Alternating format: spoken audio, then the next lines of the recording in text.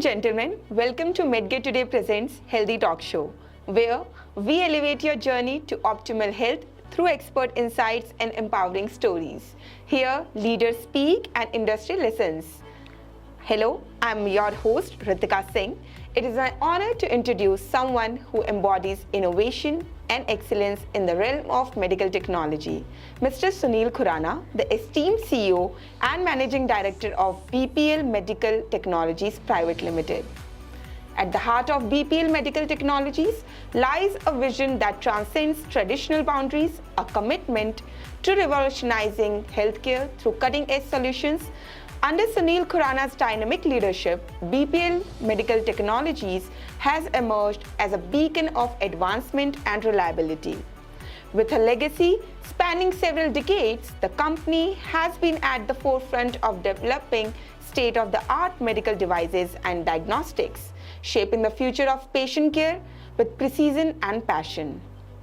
From the design and manufacture of high-quality medical equipment to pioneering innovations that push the envelope of what's possible, BPL Medical Technologies stands as a testament to excellence and resilience.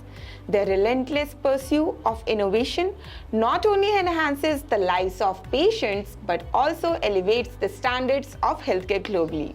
Today, as we look forward to exciting journey that lies ahead, let us take a moment to celebrate the remarkable strides made by BPL Medical Technologies and the remarkable individual leading this charge. Please join me in giving a warm welcome to the true pioneer in the field, Mr. Sunil Khurana.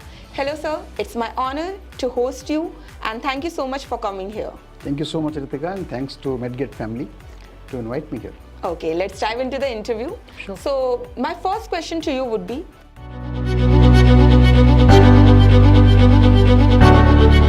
could you please tell us about yourself? And yes, addition to this, what is the founding story of BPL Medical Technologies Private Limited? And what vision it had since its inception and it is going till now? Sure. So about me, I am now about 40 to 43 years in this space of medical devices. Straight from my college, after doing engineering, I came to this field and continuously I'm here. But for a small period of couple of quarters, I was Chief Operating Officer at Bharat Infratel. But other than that, initial 3 decades I've spent with G Healthcare, very rich experience from there. And that actually has helped us to transform this company. Okay. Because learning from a multinational and that to a company like G, yes, which is known for technology, which is known for a high ethics values, and a method you run the business, SOPs, processes, that has really helped me a lot to build this company in last about one decade. About 11 years back, Goldman Sachs did a proper survey of the market and they wanted to enter into the medical devices.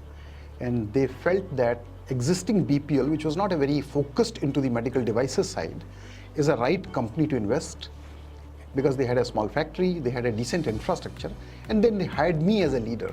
Okay. And I built a team. I brought a very strong team to build this company, and that journey has been really very interesting. I must say that in about 11 years' time, we have grown our revenue nearly 10 times. Wow. And we also brought many products in that journey.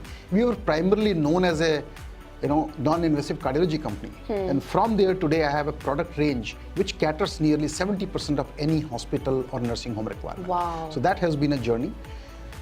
We are actually now even planning to go big outside India. Oh wow, you want some global presence. Yes, yes. Okay, so what was the basic, or I will say root vision of BPL? So BPL vision is that we all know that in India, 80% products are being imported. So ever since I came and I have worked in a multinational, I've seen those products coming from outside. I always thought that country can never become good unless you have a lot of medical devices made in India. Yeah. And that was the primary thesis. So my vision was that as we progress from here on, gradually we keep improving our stake in our kitty, our stake of local products. Okay. That was the one big issue which I realized is in India, and that is where we have been working. I don't want to say that it will completely stop. It cannot stop that you don't import. Yes, yes. Every country, even US also imports. But what you need to import, which is something very unique, only you need to import, what you can build here in India, you must try to do that. And that is what we have been doing. That has been a foundation. We started more as a distribution organization in the beginning. Then we set up a large team. Today I have a 75, 76 R&D guys. Great. And we make a product. We design everything in-house. And now we are also launching our new second factory in Bangalore, which is about 1.2 lakh square feet area, including warehouse. Okay. And there we want to, roll a lot of products from there.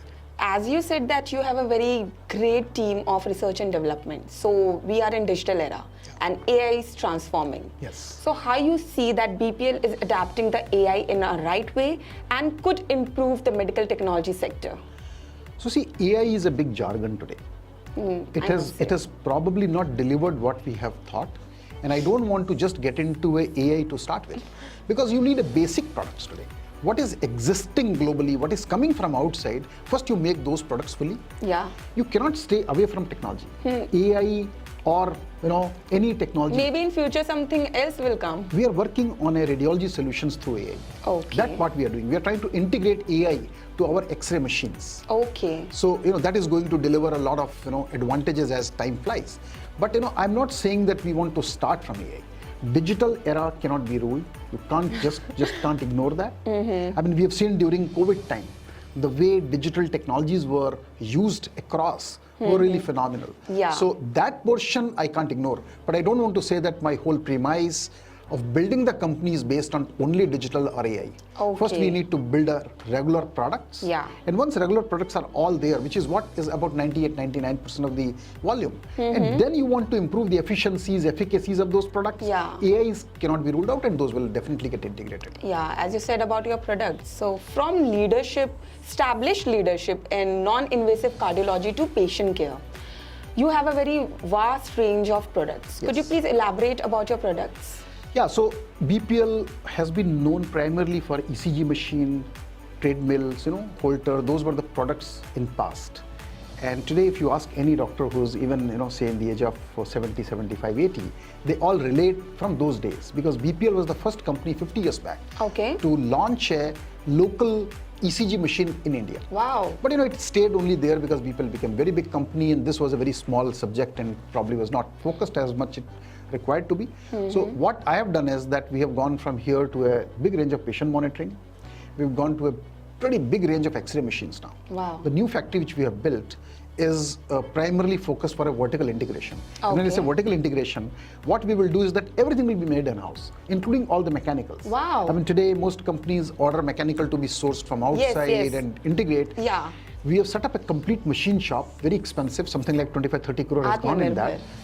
More than not Atma, it is more a quality. Okay. Because what you source, you may not have a complete control on quality. Yes. Each batch may be different.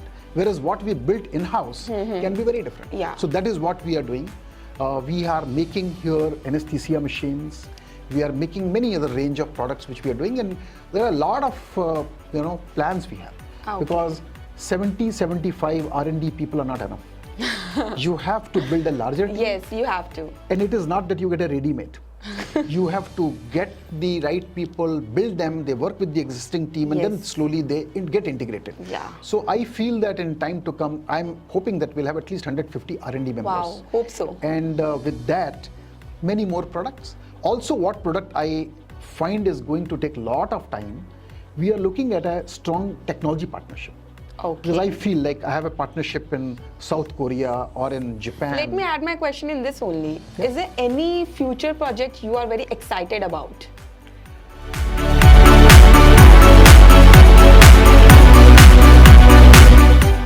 My next question to you, how do you see that BPL is contributing in improving the healthcare sector in India by its product or services?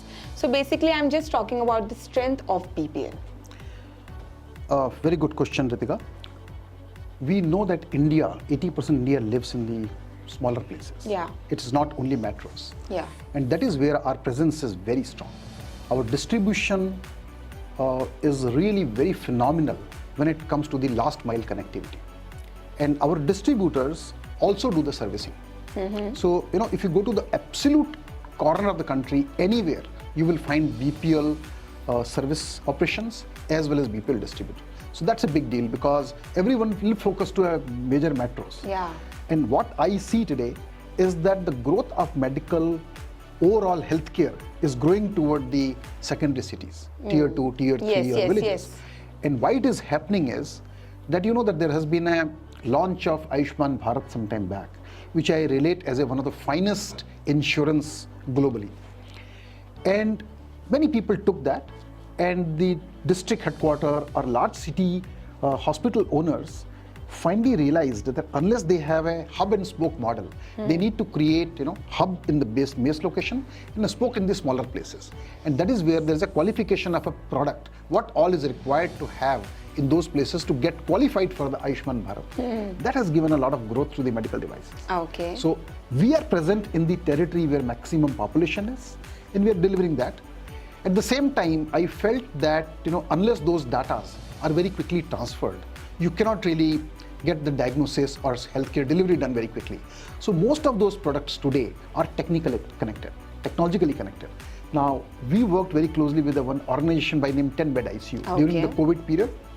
And in the remote territories like Nagaland and Mizoram and Manipal and all that, we had set up hundreds of tele-ICU setups. Wow.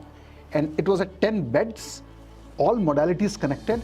And in the hub level, maybe 500 kilometers away, some expert is seeing those informations, guiding them back. Very nice. So, those technology implementations have been a phenomenally challenging and very interesting. And that is way we are able to do that.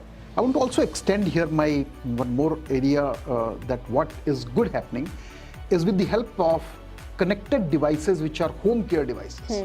You will see a lot of change. Okay. And we are working on that. Now, when I say connected devices, most of those different modules, we know that during COVID time, we all understood that, pulse oximeter. Yeah. So weighing machine, many products. If they all get connected through the app to your telephone, your cell, and then the data is being kept for a long time and it becomes an EMR, electronics medical record.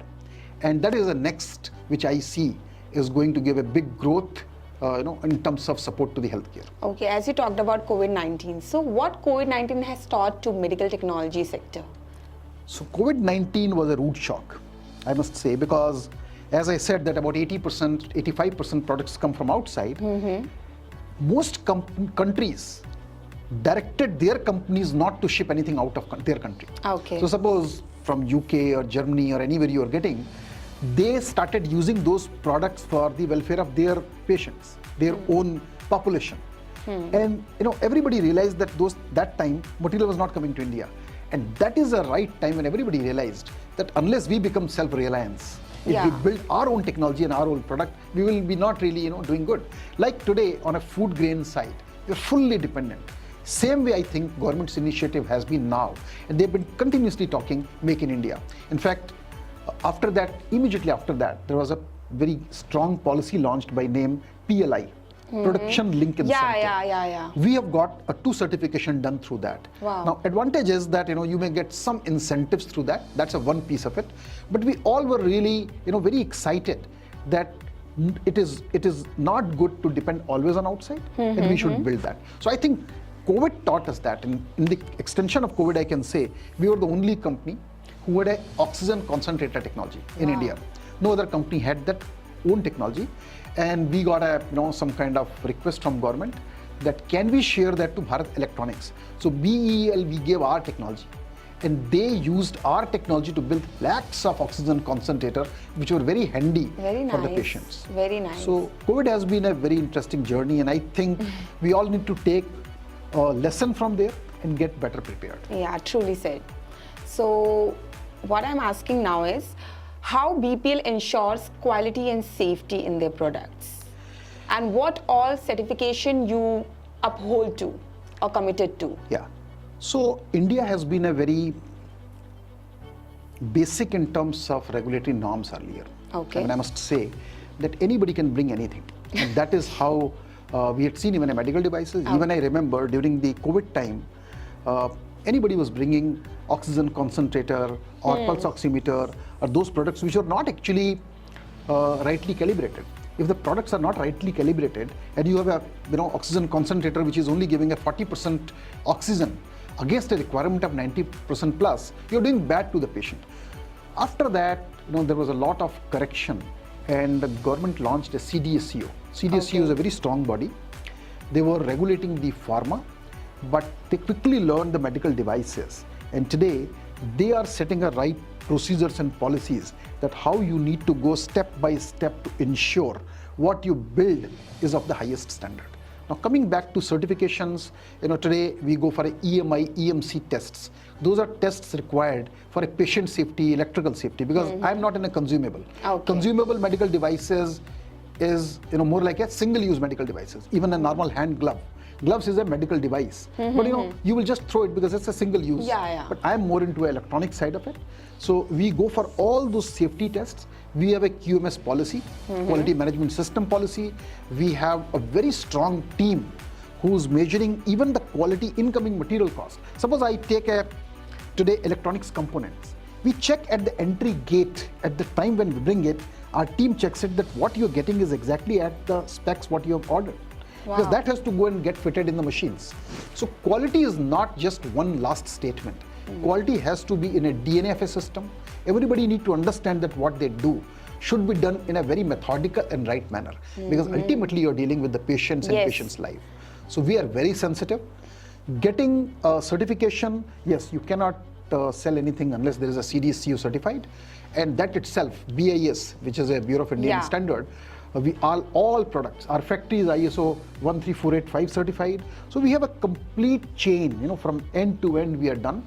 If you want to export the product, you have to take a C certification. For a especially European Union side, if you want to export, C. And most of our product we get qualified for the C, then only you can take it outside. Because Indian companies can only be viable. The way we are today thinking, you can only be viable if you think of taking products outside India.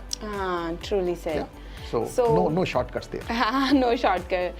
And in your opinion, what do you think, how could government make self-reliance in medical technology sector?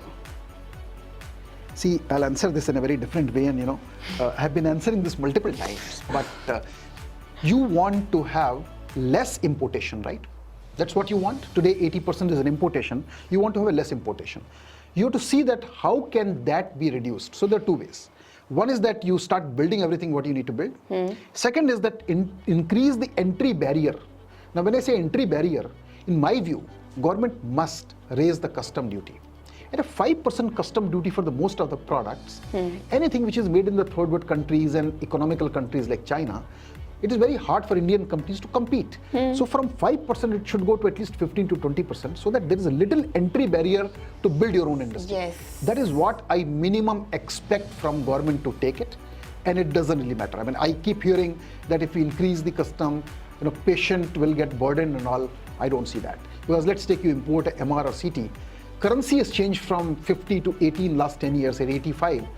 Has patient charges changed? No.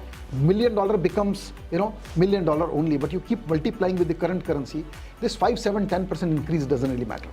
So in my view, and that's what most countries have done. So we need to learn it, that importation of second-hand machines, that should be completely stopped. Because you get a second-hand machines, which in my view is a garbage. It's coming from outside and just being dumped here as an electronics garbage. You should stop that. Then you can build your own country. Today, if you want to build a cath lab machine, and good products are being made in India, but if you get a branded products from outside at 60% of the cost, these guys will find it difficult to compete. So you have to think it that what policies we need to do. So in my view, custom is one which should certainly be done. Okay, very simple. And academia partnership is what we have been talking every time. Industry and academia, and I'm very happy. In fact, last week itself, we got a call from one of the IIT. Wow. And they said that we want to work with you because there is a government mandate that our MTech students need to come to your places to get trained. I'm very happy. I immediately signed the IOI. So those are another steps, because globally, if you see the large country, companies globally, they all had a relationship with the academia. Okay. And these guys are very bright, those professors and young engineering students and MTech students and PhD guys. They work on a latest technology, latest components, and they can bring a lot of innovation. Young minds. Young mind. And this is what I really welcome. It's a great move by government. Yes, so truly well said and golden words, I must say.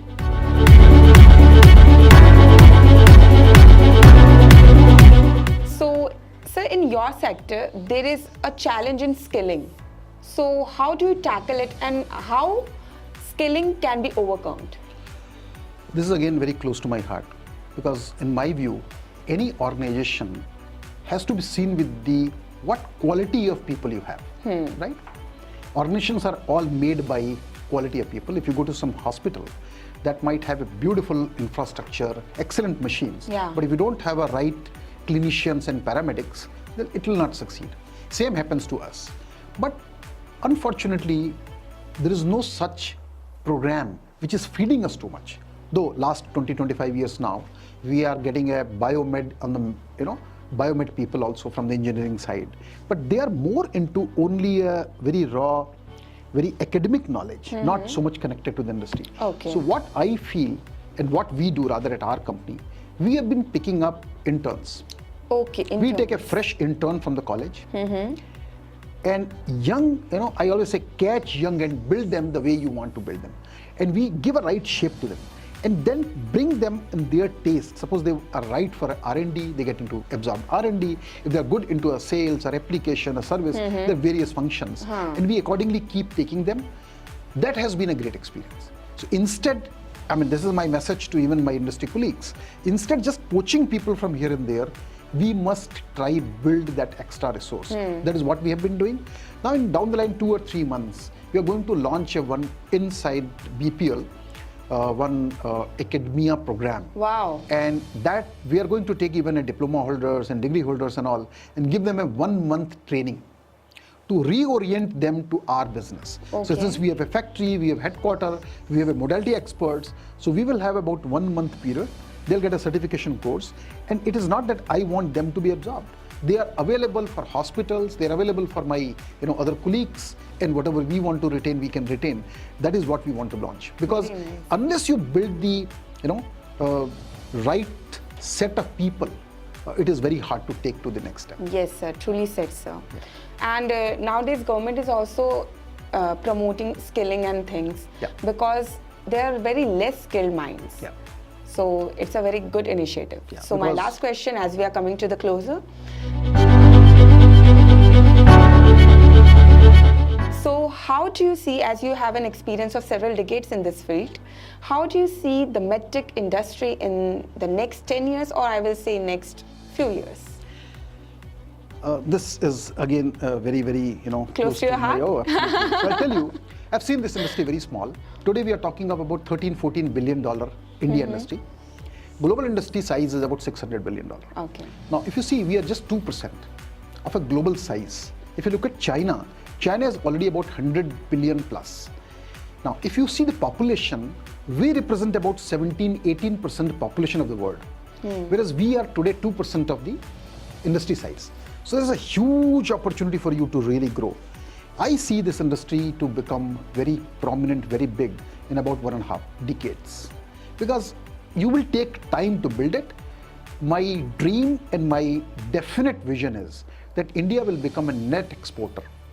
So when I say net exporter, today you export 80% and you only build 20%, there'll be a time in about 12 to 15 years time when you will be net exporting and taking less. That is where I feel it is going to happen, because I am very happy to see lots and lots of new small groups coming, lot of bright minds are coming, and they're setting up their shops. When I say shops, it could be IT setups or it could be a hardware setups, but a lot of people are inching toward or getting attracted toward the medical devices, and it has a wonderful and very bright future. As such, government says this as a sunshine industry, and I have no doubt about it. So, and BPL also has this vision in his mind. We will be, without any doubt, a #1 medical equipment company in India. That's the vision I have. Because everywhere local companies become bigger than the multinational. And there's no doubt about it. BPL or some other company will become a biggest company, and why not BPL? Yeah, definitely. So why not BPL? Absolutely. So that is what we also think. As we conclude today's remarkable gathering, I want to leave you with a thought. In a world where healthcare is continuously evolving, leaders like Mr. Sunil Khurana and companies like BPL Medical Technologies are not just keeping pace, they are setting the pace. With each innovation and every breakthrough, Mr. Sunil and his team are crafting a future where healthcare is smarter, more accessible and profoundly impactful. As we step away from today's inspiring event, let's carry with us the spirit of progress and commitments to excellence that defines BPL Medical Technologies. Thank you for joining us on this exciting journey. Until we meet again, let's stay inspired and keep pushing the boundaries of what's possible in healthcare. And thank you, sir, for having us. Thank you so much. Stay tuned and do subscribe.